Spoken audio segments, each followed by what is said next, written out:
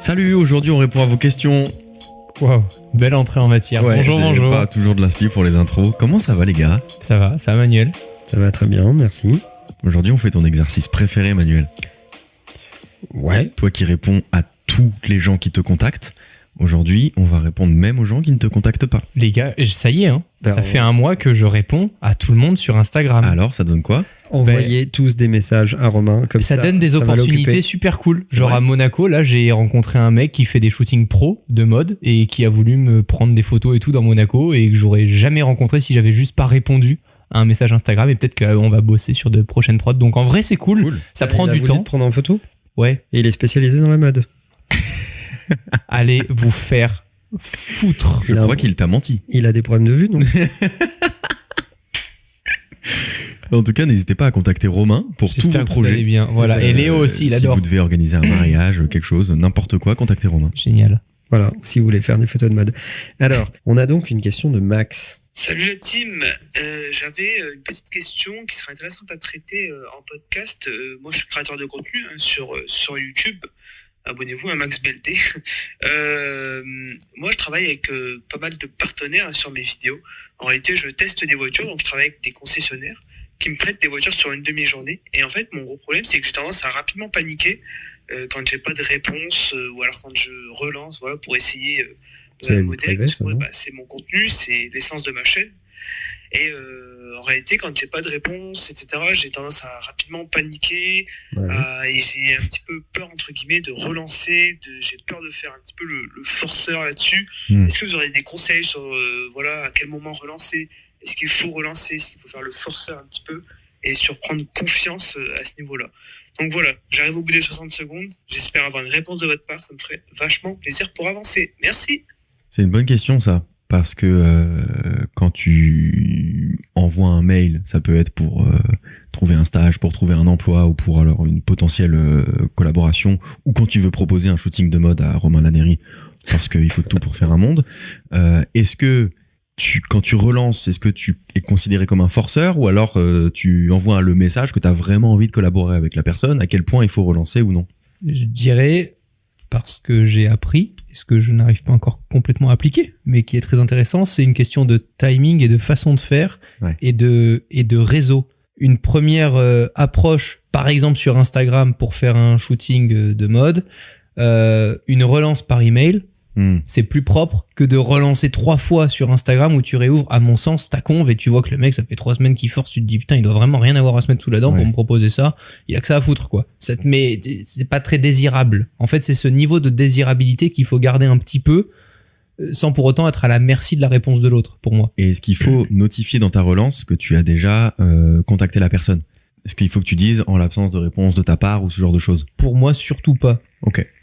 En fait, j'ai appris que plus tu mets de forme, plus ça paraît pompeux et moins ça a d'impact. Alors que si tu relances comme si c'était normal, en mode salut Julien, est-ce que je suis pas dans le bon timing ?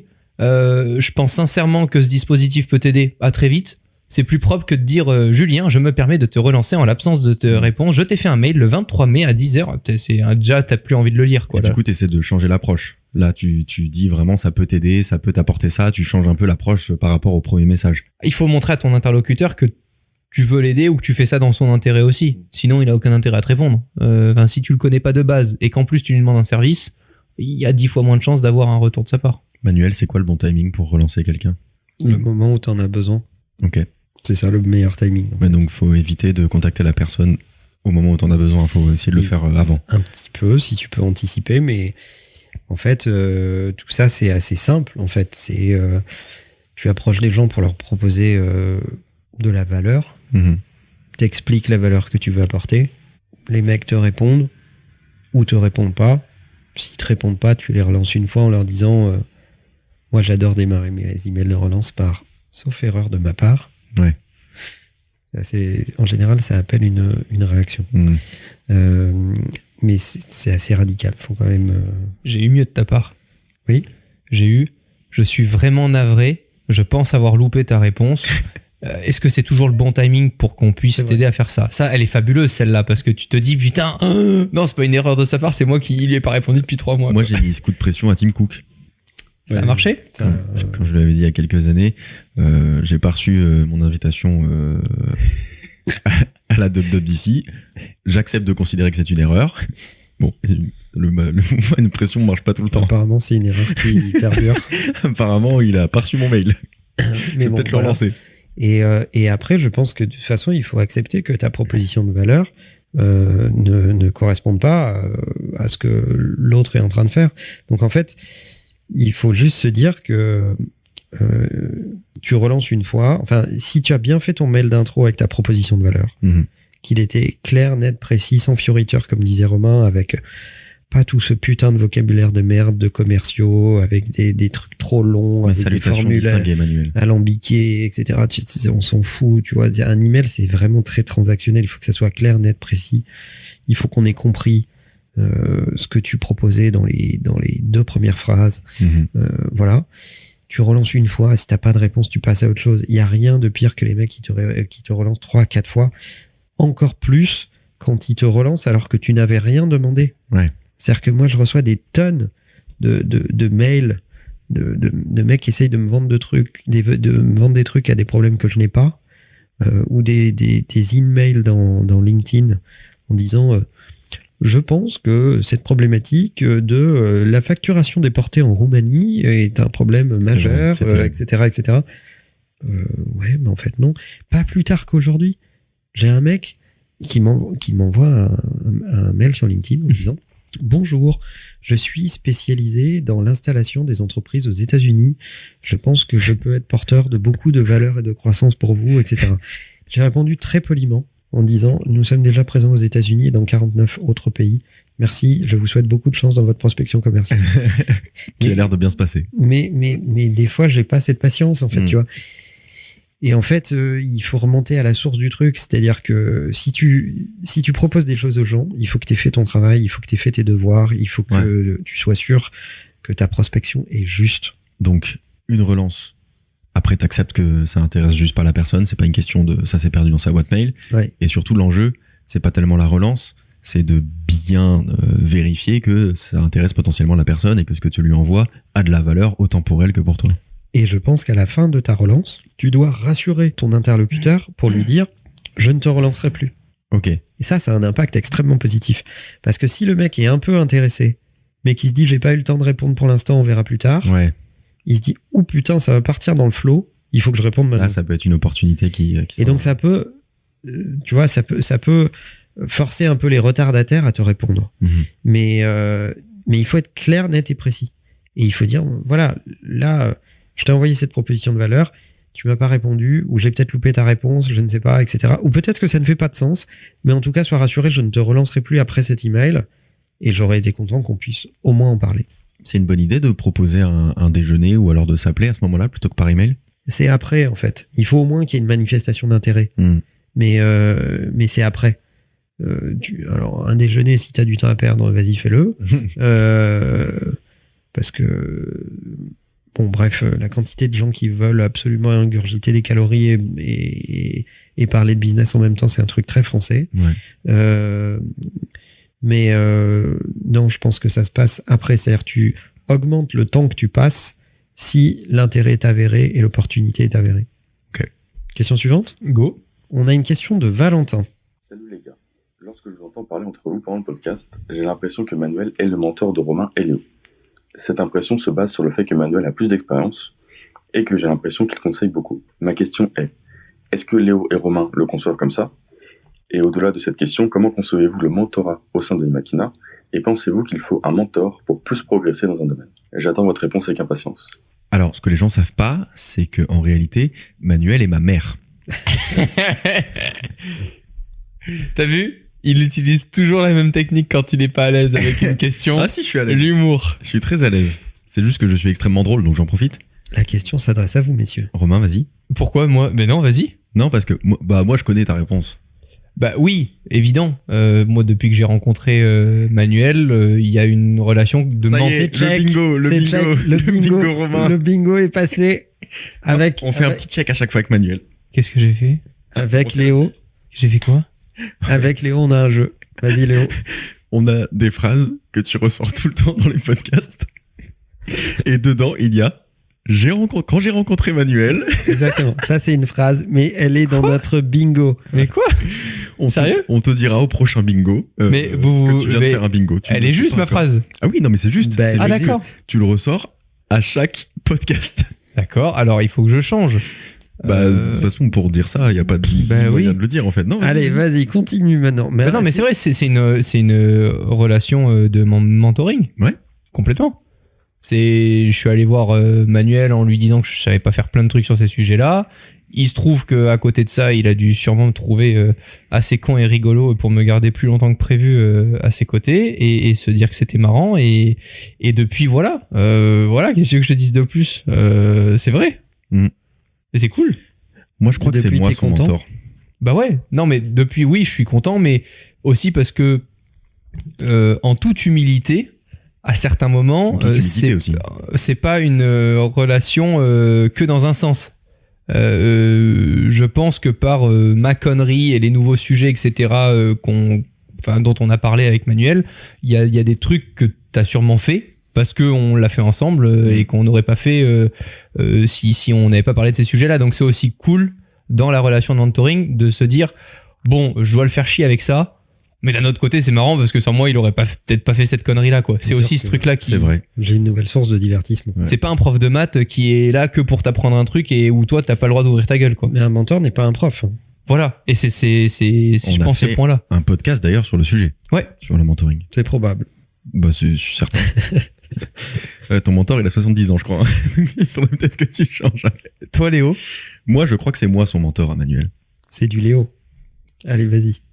Quoi? Développe. C'est ton moment, Léo. Non. Vas-y. Manuel, c'est mon agent. Voilà. Maintenant. Il faut expliquer aux gens. Ouais. Parce que c'est pas forcément très clair pour le commun des mortels. Ah, d'accord. Alors, c'est pas mon agent de sécurité, par exemple. Voilà. Parce que j'aurais de toute évidence choisi quelqu'un d'autre. C'est mon agent, c'est la personne qui s'occupe de ma DA créative, des relations avec les commerciaux chez Imakina Influx, etc. C'est, en fait, tu es mon filtre Brita du business. C'est-à-dire que tout ce qui arrive vers moi a été filtré par Manuel. Donc ça me permet de me concentrer sur la création et de pas être toute la journée dans des discussions avec des marques, etc. pour savoir ce que je dois faire. C'est à peu près ça. Hein, je suis représenté par Imakina Influx et en très grande partie, par Manuel. Voilà. C'est vrai. Mais pour moi, c'est pas tellement une relation de mentoring. C'est un agent, ami.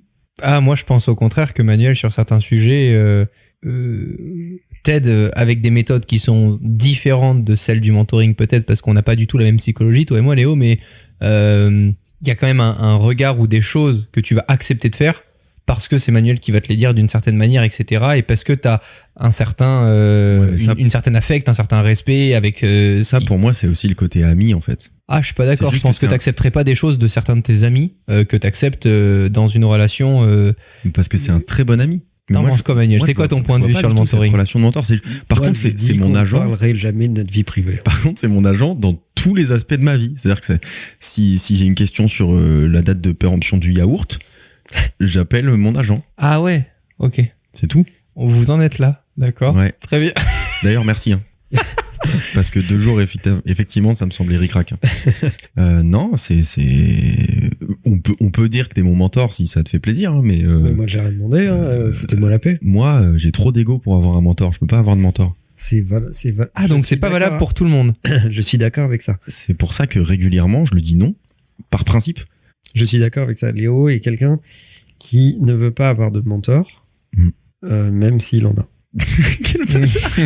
Non, mais dis-moi, c'est quoi ta vision du truc? Bah, j'en sais rien, je me rends pas vraiment compte, ni pour l'un ni pour l'autre, en fait. Je pense que les gens qui nous écoutent peuvent avoir ce sentiment-là parce que on contribue chacun dans ce podcast avec ce qu'on pense de tel ou tel sujet, etc., etc. Et il se trouve que comme j'ai vécu 2-3 trucs et depuis un petit peu plus longtemps que vous, comme tu le rappelles très aimablement, pas mal de temps, oui, le double. Et pas vraiment, mais bon, ouais, j'ai l'occasion d'avoir un peu d'expérience ou plus de cicatrices, on va dire. Il y a une nuance à faire, c'est que dans ce podcast, on parle de business. Moi, ma vie, c'est pas du tout le business. Ah non. Ma vie, c'est la création. Donc, effectivement, en plus de son expérience, Manuel a de toute façon beaucoup plus de choses à dire que moi sur le business, tout comme Romain a beaucoup plus de choses à dire que moi sur le business. Moi, j'apporte un avis un peu extérieur, mais je suis avant tout un créateur et tout ce monde-là, c'est pas le mien. Non, mais t'as des trucs à dire quand même. Ouais, j'essaie de dire des conneries et puis voilà quand même. Donc, je sais pas si on répond vraiment bien à la question de Valentin. Je ne sais pas si... Je pense que j'ai plus une relation de mentoring avec Romain. Parce que Romain est dans le business, je suis dans le business, et donc il y a une question de transmission qui est plus évidente, plus filiale. Alors que je dirais qu'avec toi, Léo, j'ai plus une relation d'agent, effectivement. Et à savoir aussi... On est plus peer-to-peer. Que Manuel est stagiaire de la Léo Duff SARL. C'est vrai. Ça, les gens ne le savent pas. Et ce qui est... Enfin, sur la relation de... J'ai déjà dit que je me présentais comme stagiaire dans la majorité des meetings. C'est vrai. Sur la relation de mentoring, ce qui est intéressant, c'est de... Enfin, déjà, moi, juste pour parler de mon expérience, mais je savais pas ce que c'était. Je savais pas que ça existait avant de l'obtenir sans le vouloir, en fait. Ça, de base, c'était simplement une rencontre entre deux mondes complètement différents. Alors que je pense que tu t'es tellement allé le chercher. Ah ouais ? Ah oui. C'est pas venu comme ça. J'étais admiratif, mais parce que j'étais admiratif. C'était pour pas avoir froid l'hiver, mais c'est ce que tu cherchais. Non, j'étais admiratif d'un résultat et je me suis dit, forcément, pour obtenir ce résultat-là, si je veux pas l'obtenir au même âge que la personne qui est en face de moi, ta gueule, forcément, je suis obligé d'être accompagné par elle pour éviter de me prendre les potos qu'elle s'est prises. Donc, conclusion, tu cherchais un mentor. Oui, mais ça s'est découvre après. Ce que je veux dire, c'est que... pas le mot. Non, mais c'est surtout que tu ne peux pas choisir... un mentor sans avoir déjà une relation et un affect. Parce que pour être mentoré, désolé de le dire, mais c'est la vérité, un vrai bon mentor, il connaît mieux ta vie que ta mère, que ta copine, et comme toi, tu connais aussi très bien sa vie, parce que justement, ça va dans les deux sens. Si tu veux écouter ton mentor et essayer d'appliquer des choses directement, de manière très efficace, très froide, pour tester, pour voir si ça fonctionne, chose que j'ai faite, c'est que tu as une relation de confiance avec la personne. Alors, je vais dire un truc qui est pas politiquement correct sur le mentoring, mais c'est ce que je pense. Thomas, tu coupes? Non, cette fois-ci. C'est une relation, comme dit Romain, qui est effectivement bidirectionnelle. Ça peut pas être unidirectionnel, sinon ça marche pas. Ouais. Mais en même temps, c'est une relation qui est injuste. C'est-à-dire que tu te fais maltraiter, mais tu aimes ça. C'est-à-dire qu'à un moment, il y a une forme il faut que tu suives aveuglément le truc. Et il faut que tu aies été assez convaincu par toutes les preuves que tu avais autour qu'il va falloir le suivre aveuglément pour que ça fonctionne. Parce que si, même moi en tant que mentor, si je passe mon temps à justifier que si je te dis de faire ça, c'est parce que ça correspond à telle logique qui a été vérifiée X fois, etc. Et si je passe mon temps à justifier chaque élément que je te préconise, on va pas à la bonne vitesse. Ouais. Et le mentoring n'a pas lieu. Et en fait, le bon mentoring, c'est quand tu choisis délibérément de t'abandonner à des logiques et à des systèmes que tu ne comprends pas, mais tu fais confiance aveuglément. T'es mon mentor sur la compta, en fait. Ah, ça, tu m'étonnes. Putain. Non, mais c'est... il faut être un peu taré. Ouais. C'est pas fait pour tout le monde. Être mentoré, c'est chaud. Être mentolé, c'est frais. Vraiment, c'est pas fait pour tout le monde. C'est. Il a enchaîné comme ça. Il a enchaîné direct. Elle était bien, hein. On peut la saluer quand même. On peut la saluer, ouais. Ah, merci. On la salue. Mon mentor, c'est Bigard. Mais ça se cherche pas. À un moment, tu vois qu'il y a un feeling avec une personne où tu te dis que si tu alloues plus d'énergie et si tu abandonnes ton schéma classique de planning, de tes rendez-vous, etc., pour essayer d'en faire un maximum et de voir les résultats très rapidement, ça peut fonctionner. Mais j'ai juste observé quand même des réactions de mon entourage très rapide, quoi. Il faut le dire. Enfin, quand tu veux vraiment avancer vite dans un business que tu connais pas, et en plus de ça, pour ma part, que t'as pas appris, j'ai quand même arrêté les cours à 16 piges, donc il y a des trucs que j'avais pas appris. Moi, j'ai des gens de mon entourage, juste pour finir, qui m'ont dit du jour au lendemain, mais attends, je comprends pas pourquoi tu me dis ça, tu m'as jamais dit ça de ma vie. Oui, mais maintenant, à partir de maintenant, c'est ça. Et puis on verra bien dans 3 semaines si ça convient ou si ça convient pas. Mais ça demande d'être taré, quoi. Moi, je pense que 40% du temps, il me déteste, Romain, et 60% du temps, il m'aime bien. Ouais, mais à aucun moment, je me dis... Mais dans 100% des cas, il se dit c'est pour mon bien. Oui, et ce qui fonctionne aussi dans cette relation-là, c'est que je ne suis pas à la merci de mon mentor. Si demain, tout doit s'arrêter, ça sera différent. Mais c'est pas... Pourquoi tu rigoles ? Excusez-moi, j'ai vraiment l'impression... Oui, qu'on parle de couple, ok. J'ai vraiment l'impression d'être dans 50 nuances degrés. Mais ouais, mais parce que... Mais non, mais c'est ça qui est... Non, mais pour que les gens comprennent, non, mais c'est vrai, c'est pire qu'un couple. C'est plus dur à vivre qu'un couple. Parce qu'un couple, ça se vit quand tu rentres du boulot et le week-end. Le mentoring, ça se vit tous les jours de ta putain de vie. Ton mentor, il peut te réveiller à 3h du mat, à un moment, si t'as décidé d'y aller, t'y vas, quoi. Est-ce qu'on peut raconter que cet après-midi, j'ai appelé Romain pour lui donner un feedback sur un sujet en cours. Il m'a répondu, il était aux toilettes. Ouais, mais en même temps, on doit faire avancer les choses qu'on a à foutre. Ça, c'est parce qu'il kiffe aussi. Hein. Ah non, mais il y a personne à qui je réponds aux toilettes. Ah non, je te le dis. Alors là, essaie de m'appeler aux toilettes, je ne réponds jamais. Chaque fois qu'il va aux toilettes, il m'envoie un talkie-walkie pour me parler, c'est bon. Même. Bah voilà, vous êtes deux. Non, mais c'est vraiment important à dire, c'est que si une personne accepte de transmettre autant, il va falloir que t'aies des gros sacrifices, quoi. Ouais. C'est logique, mais en même temps, tu peux pas... En même temps, tu prends quelqu'un pour quelque part prendre des décisions à ta place parce que tu sais pas les prendre toi-même. Hein. C'est même pas tu prends, enfin il y a jamais eu de transaction, quoi. J'ai jamais dit à Manuel combien coûte ton heure, tu m'envoies une facture à la fin du mois, c'est ça qui est fou. Cher. Sinon il serait ruiné. T'as bien fait de jamais demander. Non mais c'est ça qui est inexplicable et c'est ça que je connaissais pas du tout dans le mentoring, c'est le fait que tu puisses aussi indirectement apporter quelque chose à une équation qui fait que tu apportes de la valeur. Et ça tu sais pas trop le mesurer au début en fait. C'est... Bon, de toute façon, allez écouter notre podcast sur le sujet du mentoring. On en a déjà longuement parlé. Je t'avais posé plusieurs fois la question de pourquoi moi.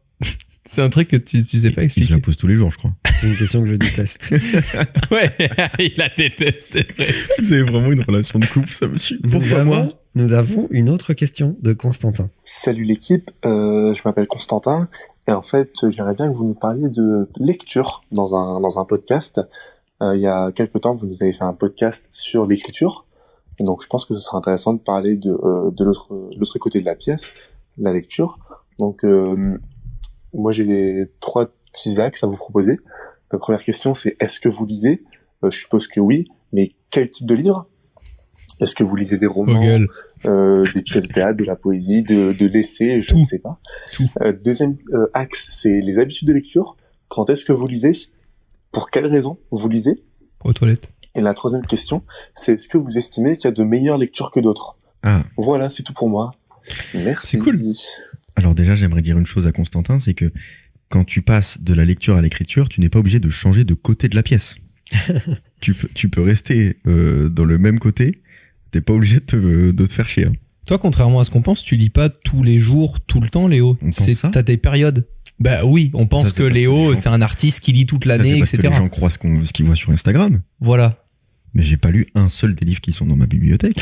Quel menteur. C'est faux, ça, par contre. Il ne passe son temps qu'à dire des conneries. Alors que Romain, il lit tous les jours. Mais des notices d'utilisation. Tous les jours son horoscope. De batterie, de caméra et tout. Aux toilettes. Il lit son horoscope. Je pense qu'il est du genre à lire son horoscope, oui. Jamais. Tu sais même pas quel signe t'es, d'ailleurs. Non. Ah si, je crois taureau. Parce que c'est mois de mai. Vous me le confirmerez. Bref, ta gueule. Tu lis beaucoup ou pas ? Comment le faire briller ? Moi, j'ai une lecture utilitaire. Ouais, voilà. Je lis pas du tout tous les jours. Ça m'arrive d'avoir des périodes où je me dis tiens, j'ai trop envie de lire et je lis. Mais en général, je lis parce que j'ai besoin de m'inspirer sur un sujet, parce que j'ai besoin de le traiter. Mais de toute façon, je fais... C'est pas du divertissement, en fait. Ah non, pas du tout. Ça a jamais été du divertissement. Jamais de la vie. Je lis jamais de fiction, déjà. Tu te dis pas, un petit dimanche, je me lirais bien un petit livre. Miam, miam. Non, jamais de la vie, jamais de la vie. Moi, je fais tout par obligation dans la vie. Ok. Je suis obligé de me... Et t'as des meilleures lectures que d'autres, du coup ? Bah, bien sûr qu'il y a des meilleures lectures que d'autres. D'ailleurs, il nous fréquente par obligation. Ah oui. C'est pour ça qu'on t'a. Ça me fait chier tous les jours. Essentiellement. Ça me fait chier tous les jours, mais bon, qu'est-ce que tu veux ? T'as pas le choix. Oui, bien sûr qu'il y a des meilleures lectures que d'autres. Mais Ma newsletter, par exemple. Ta newsletter, par exemple, c'est bien de l'avoir placé. Manuel, il fait un truc très simple quand il prend un livre. C'est que il feuillette un petit peu, puis il regarde les chapitres, il regarde quelques phrases dans le livre, à la page 10, à la page 30, à la page 300. Et s'il voit qu'il y a quelques trucs intéressants, il se dit tiens, je vais l'acheter. C'est vrai. C'est ma technique. Mais c'est pas con. Ah ouais, que c'est pas con. Si tu feuillettes et que tu vois que des trucs que tu sais déjà, ça sert à rien que tu lises le livre. C'est beaucoup de temps un livre quand même. Hein. Ouais, et puis c'est ce que la dernière fois j'ai découvert avec Manuel, que c'était pas que ça obligatoire. En fait, et qu'il y a du texte. C'est ça, et que c'était pas obligatoire de lire complètement le livre. Ah non, parce que tu vas te dégoûter. Si jamais ça te saoule de lire un livre, il faut surtout l'arrêter. Tu peux juste aller chercher des chapitres, par exemple, qui t'intéressent, ou des trucs comme ça. Moi, je fais tout le temps ça. Hein. Mais moi, c'est ce que j'ai fait, par exemple, avec un dernier livre, et c'était vachement plus sympa. Ouais. Il y a des chapitres où il répétait tout le temps la même chose, où j'avais l'impression d'avoir compris, mais le fait de passer des pages sans les avoir lues, ça me faisait culpabiliser. Ouais. Je me disais, je peux pas dire que j'ai lu ce livre, en fait, je l'ai pas lu complètement et tout. En fait, pas du tout. On s'en fout que tu le... Ah ouais, c'est ça. Oh, ok. Non, donc moi je lis vraiment parce que ça m'est utile. Et d'ailleurs, j'ai que des livres de non-fiction qui parlent de tech ou de business ou ce genre de choses, ou de philosophie, etc. Mais c'est que des trucs qui me sont utiles au quotidien. Sinon, je lis jamais. Et surtout, j'ai une wishlist Amazon qui est tout le temps pleine. Il doit y avoir 200 livres. Le danger, c'est de lire des articles Medium. Parce que dans les articles Medium, ils te recommandent toujours des bouquins que je mets dans ma wishlist. Et après, j'ai tout le temps des trucs à lire. Mais ne serait-ce que physiquement, là, dans mon bureau, j'ai plein de livres que j'ai pas encore lus. Medium, on dirait qu'ils sont de 20. Bien. Super. Je vais être crevé. Manuel, tu lis tout le temps? Ou il y a des périodes où tu lis pas? Non, je lis tout le temps. Moi. Ouais. Et Ouais. toi, pour le coup, c'est du divertissement. Aussi. En plus du taf. Tu peux te dire, tiens, un petit dimanche, je me ferais bien ce petit livre pour la 10e fois. Un petit Schopenhauer. Non, mais. Mon préféré. Mec, parfois, il nous cite des livres, il fait, je l'ai relu, ça doit faire au moins la 15e. Je me dis, putain, comment c'est possible? C'est vrai, il y a des livres que j'aime bien relire parce que je pense que tu n'en penses pas la même chose en fonction de ton âge, ton vécu, etc. Tu peux pas lire, je sais pas moi, Platon ou même Victor Hugo et en penser la même chose en fonction de la période à laquelle tu es dans ta vie, en fait. Il y a des choses que tu percevras pas de la même façon. Donc voilà, bon bref. Et je lis 80% de choses assez, on va dire, utilitaires. Donc des bouquins sur des trucs qui ont un rapport avec le business ou des études. Je lis beaucoup d'études. Ça, j'ai jamais compris. Où? En fait, tu y accèdes comment? Alors, il se trouve que nous, on achète des études à travers le monde. Et ça coûte d'ailleurs une fortune. Et on a accès à beaucoup d'études scientifiques, d'études comportementalistes, etc., qui viennent de laboratoires de recherche. Donc, ou d'écoles, etc. Donc, on a accès aux recherches, aux travaux de recherche d'un certain nombre d'universités dans le monde, etc., et on paye pour ça. C'est le pire truc que j'ai lu de ma vie, les études. Et souvent, je cite les travaux de recherche de certains professeurs ou de certains chercheurs dans mes newsletters, et souvent on me répond, ça serait bien que tu donnes les sources, ça serait bien que tu donnes les chiffres. Le problème, c'est que pour accéder à ces études-là, c'est payant. Donc, en général, je cite le chercheur et l'université, mais je ne peux pas donner des extraits de l'étude parce que il y a des copyrights en fait sur cette étude et il faut payer pour y avoir accès. Donc, je lis des études et des recherches, je lis des bouquins sur la communication, le marketing, le management, l'innovation et les sciences en général. Et ça, c'est à peu près 80% de ma lecture. Et je lis 20% de trucs qui n'ont absolument rien à voir, qui sont juste des auteurs que j'aime beaucoup. Tintin, quoi. Pardon ? Tintin. Non, plutôt Houellebecq. C'est la même chose. Voilà. Mais il y a un truc qu'il faut que les gens sachent, c'est que quand tu lis un livre de non-fiction, la fiction, moi, ça me fait rien, mais quand tu lis un livre de non-fiction, tu te sens hyper bien parce que tu développes ta culture, tu développes un mindset, t'apprends plein de choses. Enfin, moi, je sais que quand je lis un livre qui est hyper intéressant, je suis juste trop bien, je suis hyper inspiré pour faire t'as l'impression d'être invincible, pour faire des trucs, t'as l'impression d'être invincible, c'est trop bien. Puis si tu surlignes en plus, tu peux revenir dessus derrière et tout, enfin tu développes une culture et un mindset qui est effectivement invincible. Dessus ou derrière, faudrait savoir. Et toi, Romain? Question suivante. Si, t'as lu des biographies quand même. J'ai lu des trucs, mais les seuls trucs que j'ai fini complètement et que j'ai adoré, ça parlait de fric. Oui, mais voilà. Ça, parce que c'est ton univers. J'adore comprendre. Non, c'est pas vrai. En ce moment, je demande à Romain de lire un livre sur de la méthodologie commerciale. C'est vrai. Je sais pas où il en est. Ça parle un peu de fric quand même. Indirectement. pas assez directement pour que ça il ait consiste à envie de demander lire. du fric quand même. Mais il y a un vrai problème. C'est qu'il est en anglais. Voilà. Ah, ça c'est un frein pour toi. Alors, ça m'oblige à lire, je te jure, au moins 3 fois la page pour être sûr de bien l'avoir assimilé. Et ça me fatigue à une vitesse. Au bout de 10 pages, j'ai envie de dormir. Je crois que je l'ai déjà dit dans ce podcast, mais je le répète pour ceux qui n'auraient pas écouté les épisodes précédents. Je pense qu'à partir du moment où tu ne lis pas en anglais, tu lis en retard. Quand on parle de publication sur le business, le niveau de connaissance, etc., il se trouve que la recherche internationale, les travaux scientifiques, la littérature sur la communication, le marketing et tout un tas d'autres industries est de base en anglais parce que c'est la langue de travail dans le monde. Donc, si tu attends que ça soit traduit, déjà tu perds énormément de temps et ensuite tu perds aussi énormément de matière parce qu'il y a tout un tas de travaux qui ne seront jamais traduits dans une autre langue que l'anglais. Donc, lisez en anglais. Et si vous voulez apprendre à lire dans une langue, lisez Harry Potter dans cette langue. Parce que c'est un vocabulaire super simple. Moi, c'est un truc que j'avais fait en espagnol. Je te jure, c'est une vraie technique. Je sais pas, je sais pas. Je n'ai pas d'avis sur cette question. Nous avons une autre question de Besson. Alors, je sais pas, il n'y a pas de prénom. Luc, je sais pas. Salut à tous les trois, c'est un plaisir de vous envoyer ce message. J'espère que ça va bien. Ça fait super longtemps que je suis Léo et Romain et j'avais découvert Manuel, je crois, sur la chaîne de Romain. J'écoute vos podcasts, j'essaie de rattraper mon retard, je les écoute tous les matins pendant mon job d'été qui est un job manuel. Du coup, c'est mon petit rendez-vous de 5h à 8h tous les matins. Et je voulais réagir sur le podcast avoir le temps d'avoir du temps. Je sais plus, le temps d'avoir le temps.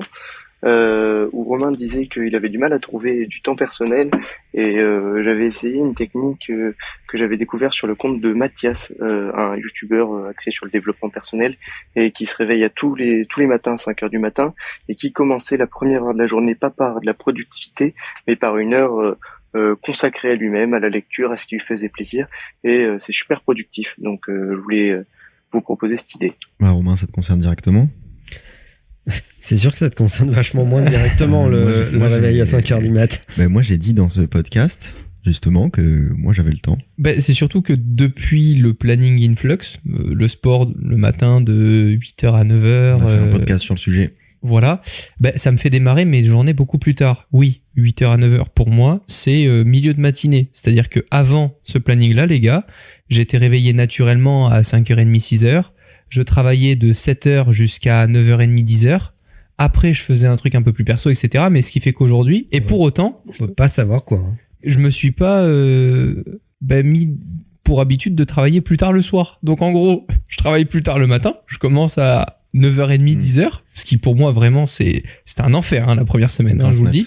C'était grasse mat de ouf quand je voyais que j'ouvrais mon ordi à 10h. Sauf qu'on fait du gainage, quoi. Mais le soir, je me couche toujours à 22h, 22h30. Est-ce que tu es moins productif ? Non, j'ai doublé ou triplé de valeur, je pense, depuis. Comment tu l'expliques ?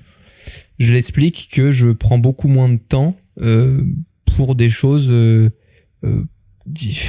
Enfin, ouais, je m'en bats les couilles de tout, quoi. Enfin, vraiment, pour qu'un truc m'intéresse aujourd'hui, faut vraiment que je sois pile dans ta cible et dans le bon timing, quoi. Avant, tu prenais trop le temps d'avoir le temps, je pense, de faire du business. Plus tu raccourcis ce temps-là, plus tu revois tes priorités. C'est surtout qu'aujourd'hui, je fais très peu de petites choses. Ouais. Dès que je fais des trucs, c'est des trucs plus gros. Sinon, les couilles, on verra bien après. Ouais, voilà, c'est ça. C'est surtout qu'il y a aussi d'autres personnes qui s'en occupent. Oui et non, parce que là, je parle même d'un point de vue perso. Avant, j'aurais pu dire oui à des sollicitations, à des soirées, à des gens à rencontrer, des projets qui me plaisent, qui sont pas forcément du business influx, mais des choses qui me plaisent, etc. Et aujourd'hui, je dis non à tout, quoi. En fait, c'est un petit peu comme moi, je le vois dans la créa. L'année dernière, j'ai pas fait beaucoup de vidéos sur l'année. Ah bon ? Mon agent ici présent pourra le confirmer. Tu m'étonnes. Parce qu'en fait, j'avais pas de deadline. C'est-à-dire, je me disais, tiens, j'ai ce sujet, je peux te prendre 4 mois pour le faire, c'est pas un problème. Je les prenais les 4 mois. Alors que maintenant, j'ai des deadlines qui sont un peu plus serrés, donc je prends beaucoup moins de temps pour les faire. Est-ce que les vidéos sont moins bien ? Non. Mais comme j'ai raccourci mon temps, je suis plus productif. Est-ce qu'on pourrait avoir une pensée pour Salomé et Arthur ? On peut avoir une pensée pour les chefs de projet qui doivent me supporter et à qui je dis tout le temps, ce sera peut-être une semaine de plus ou deux ou trois. Ou la réponse générique que tu fais quand tu... Parler à mon agent. Mais D'ailleurs, j'ai un mec des impôts qui est venu toquer chez moi. Oui. Je lui ai dit ça. Parler à mon agent. C'est parfait. Ça demande par contre beaucoup de concessions. C'est ce qu'il faut dire aux gens, c'est que prendre du temps pour soi et avoir le temps de faire des choses qui te plaisent, qui t'animent et choisir tes combats, etc. À la fin de l'année, tu pourras remarquer que t'as peut-être moins d'amis, moins de SMS, t'as pas un entourage très important, etc. Parce que tu t'es concentré sur tes propres objectifs avant de dire oui pour écouter les autres, pour les aider, etc. Et pour recentrer un peu sur la question, moi je suis tout à fait d'accord sur le fait que démarrer sa journée tôt te donne le sentiment d'être en maîtrise de ton temps. Je sais pas si ça vous le fait ou pas. Toi, Léo, depuis qu'on fait du sport le matin, etc., ça te donne une autre dynamique. Alors, je vais nuancer ton propos après, mais finis-le d'abord. Oui, je sais que tu vas parler de la créativité le soir, machin, tout ça. Je te connais par cœur. Mais ça te donne quand même ce sentiment de maîtrise. C'est-à-dire, tu as le sentiment de démarrer ta journée avant les autres. Moi, je me lève tous les jours à 5h30. C'est mon rythme. C'est comme ça. Donc, je me réveille à 5h15 et ma journée démarre vraiment à 5h30. Ça, c'est quand tu dors bien. Et c'est quand ouais, exactement. C'est un beau sommeil. On est dimanche ou quoi? Voilà, c'est ça. Mais quand je dis tous les jours, c'est tous les jours. C'est-à-dire que peu importe qu'on soit en semaine, en week-end, etc., c'est mon rythme, en fait. Ouais. Et j'adore ce sentiment de maîtriser le temps qui passe, maîtriser ce que tu as à faire tôt. En plus, à ces horaires-là, le reste du monde travaille assez peu. Mais je pense que les gens voient de quoi tu parles parce que, par exemple, quand tu dois partir en vacances et que tu te réveilles super tôt, tu connais forcément ce feeling. T'es trop excité, t'es trop crevé, bien. Mais en même temps, tu dis putain, il est hyper tôt, je vois le lever du soleil et tout. Ce feeling, il est incroyable. Toi, tu l'as tous les jours. Exactement. Et c'est un feeling incroyable. Je regrette que dans une ville comme Paris, à 5h30 du matin, cette ville n'existe pas. Ouais. Parce qu'on est dans une ville de lève-tard, pour pas dire de fainéants. Alors que à New York... Il parle de Paris quand même. C'est clair, je vais t'emmener à Viens à Monaco si tu veux, chérie. Les yachts, ils s'ouvrent pas avant 11h midi. À New York, à Singapour, c'est ton mentor ou ailleurs. qui t'appelle chérie? Ouais, D'accord. On est plus après. Et à New York, à Singapour, à Tokyo ou ailleurs, il y a toujours des trucs ouverts, même à ces horaires-là. Et ça, c'est vraiment cool. En fait, tu peux aller prendre un petit déjeuner à 5h30 du mat quelque part et enchaîner ta journée, etc. Donc ça, c'est vraiment cool. Ça me manque un peu à Paris. Mais à part ça, t'as un sentiment de présider à ton destin, de maîtrise par rapport au temps qui passe. Et puis surtout, quand les mecs te collent une réunion à 10h, mais ça fait déjà 5 heures que tu travailles. Donc, tu as déjà battu quasiment une journée entière de boulot. Et après, tu es full dispo pour tes meetings et tu peux couper ta journée beaucoup plus tôt, en fait. Ouais. Chose qui ne t'arrive jamais, par contre. Oui, parce que là tu donnes un idéal, toi jusqu'à minuit c'est mort. Donc en fait Manuel, la réalité c'est savoir que Manuel tous les jours à 15h il se casse et il va faire du kayak sur la Seine. Voilà. Que les gens le sachent. C'est fou. Exemple avec le podcast qui pouvait démarrer même avant 18h aujourd'hui et qui a démarré à 18h45. C'est vrai. Mais bon voilà, j'adore moi ce sentiment et je comprends tout à fait ce que nous dit, alors je suis ennuyé parce que j'ai pas son prénom, mais ce que nous dit ce jeune homme, visiblement, en disant ce sentiment de maîtrise, de maîtriser sa journée, de profiter du temps qui passe. T'as l'impression que le matin, le temps s'égrène plus lentement. Ouais, ça c'est vrai. Que tout va doucement, que la journée démarre doucement, que tu as du temps, etc., etc. C'est vraiment cool. Mais parce que même si tu perds une heure à 5h30, il n'est jamais que 6h30. Ouais. Tout ça, ça dépend que d'une chose, c'est de la discipline. Parce que ça, tu peux pas le faire. Si tu te dis, bon, allez, un épisode Netflix, puis finalement t'en fais 4. Si, tiens, je devais dîner chez moi, me faire un truc propre, et puis finalement je finis avec des potes et je me bourre la gueule jusqu'à 1h du mat. Enfin, en gros, tout ce truc-là, ça fonctionne avec beaucoup de discipline, de rigueur et surtout, tu commences à voir les bénéfices de ce truc-là avec de la récurrence. Ça sert à rien de le faire une fois un vendredi en disant c'était super et puis finalement t'as oublié dès le lundi. Puis surtout tu vas flinguer ton rythme. Exactement. Tu vas pas t'habituer et puis tu vas juste te lever crevé en fait. Et là où ça devient magique, c'est quand ton corps est vraiment habitué à se coucher plus tôt. Moi je suis capable de m'endormir à 22h, ça me pose aucun problème, mais de me réveiller à 5h. Ça c'est sûr. De toute façon Romain il a une règle, c'est que on mange et il rentre chez lui pour aller se coucher. Ouais.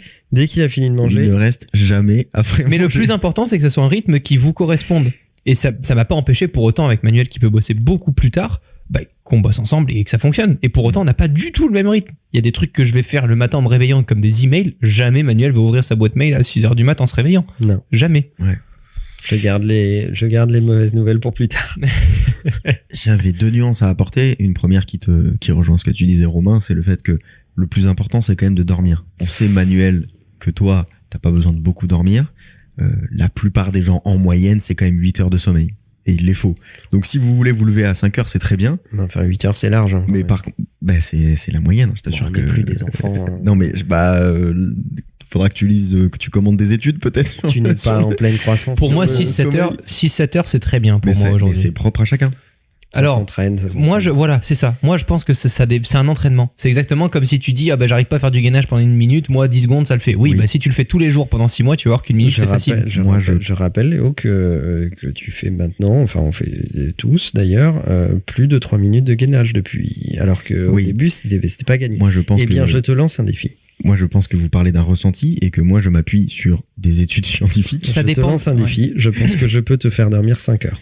Et je pense que c'est surtout en fonction de la vie que les gens ont décidé de mener. Si tu as une vie saine, si tu manges correctement, si tu ne bois pas d'alcool, si tu sors très peu, que tu mets pas ton corps à rude épreuve avec de la merde, etc., c'est beaucoup plus facile de dormir 5 heures et d'être en pleine forme que si tu fais n'importe quoi, si tu fumes, si tu prends de la drogue, si tu bois, si tu sors tout le temps. Carrément. Non, mais c'est vrai, parce que aujourd'hui, moi j'entends des gens qui me disent non, moi il me faut 10 heures de sommeil. Tu parles, alors, tu te mets minable. 10 heures, c'est beaucoup. Non, mais voilà, à Monaco, c'est Monaco. Mais c'est ça aussi, c'est que les gens sont pas capables de se dire si ce soir je suis tout seul chez moi, c'est pas grave, je me fais juste une salade tout seul chez moi, je regarde une série, à 22h je dors et puis tout va bien. En même temps, 80% des monégasques sont retraités.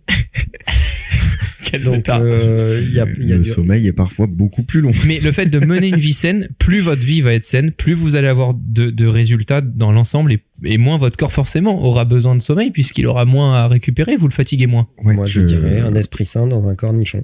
Ouais, d'accord, ok. C'est là qu'on voit qu'il a le double de notre âge. Hein. C'est ça. C'est là qu'on voit les limites de notre relation. C'était une expression de mon grand-père. Voilà. Donc bon, lisez Pourquoi nous dormons, le livre qui parle sur le sommeil. Effectivement, vous pouvez peut-être dormir un peu moins, vous pouvez peut-être favoriser tout ça, etc. Mais le plus important, c'est le rythme. Mais il faut quand même un peu dormir.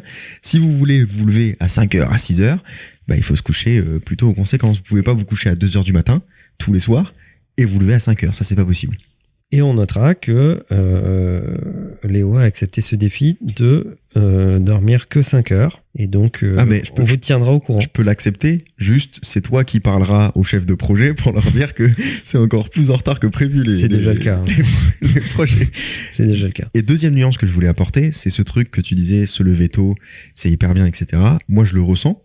Genre, je me sens bien, ça me fait plaisir de me lever tôt, tout ça. Je déteste me lever tard, même si c'était un peu mon rythme il y a peu de temps. En revanche, je me sens pas beaucoup plus productif.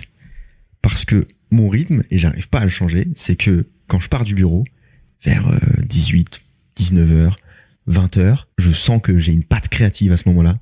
Je sens que je pourrais écrire, mais pendant 1 à 2 heures non-stop. Et pourquoi tu changes pas, dans ce cas, ton rythme quand t'as fini le sport, tu rentres chez toi, tu te fais une matinée pour toi, et tu reviens au bureau l'après-midi. C'est un enfer, tu viens 8 heures pour le sport, tu rentres chez toi, tu reviens. Tu reviens comme si c'était une salle de sport. Et puis surtout, j'ai envie d'avoir un rythme normal, en fait. Ok. J'ai pas envie de passer toutes mes soirées ici, tu vois. Mais je sens que ce truc-là, j'ai du mal à le changer. Et est-ce qu'on peut parler 2 minutes pour faire une digression intéressante sur... Parce que c'était pas intéressant ce qu'on disait ? Si. Okay. Mais je disais pour faire une digression intéressante. Ouais, d'accord. Sur l'engagement social. Si on n'avait pas tous rendez-vous les uns avec les autres le matin, est-ce que tu ferais du sport le matin ? Bien sûr que non. Bah voilà, c'est intéressant. Mais bien sûr que non. Parce que même si j'en vois les bénéfices aujourd'hui, j'aurais pas la discipline suffisante, personnellement, pour faire du sport tous les matins. Donc parce qu'il y a un engagement avec d'autres et que tu dis putain, les autres vont être là, il faut que j'y aille, il faut pas que je le déçoive, etc. Bien sûr. Donc conclusion, levez-vous tôt et trouvez des potes qui sont prêts à jouer le jeu avec vous.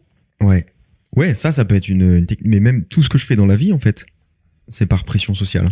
La raison pour laquelle je sors autant de vidéos, c'est parce que je sais que y a des gens qui travaillent autour de moi et qu'il faut signer des trucs et qu'il faut les envoyer.